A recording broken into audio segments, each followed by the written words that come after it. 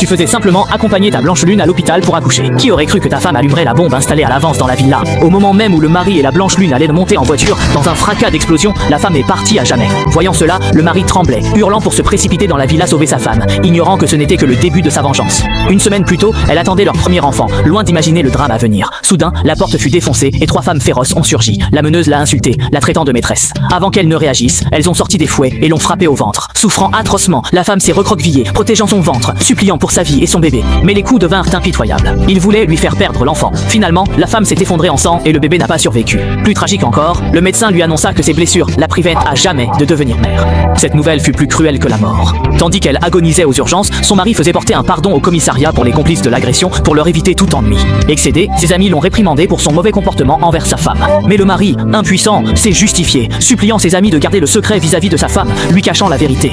Il pensait avoir tout orchestré, ignorant que la porte des urgences était entrouverte. La femme entendit clairement ces mots. Jamais il n'aurait imaginé que son aimé tolérerait qu'on lui fasse du mal, et aiderait même le coupable. Dès lors, le cœur de la femme se refroidit. Sans pleurs ni scènes, elle brûla ses liens conjugaux et planifia sa fausse mort. Une fois rétablie, elle s'effacerait totalement de la vie de cet homme. La vérité était bien plus sombre. Plus tard, le mari vint à l'hôpital, feignant une culpabilité parfaite. Il avoua sa trahison et promit de se racheter à jamais. Il lui cacha sa stérilité définitive, lui promettant faussement d'autres enfants.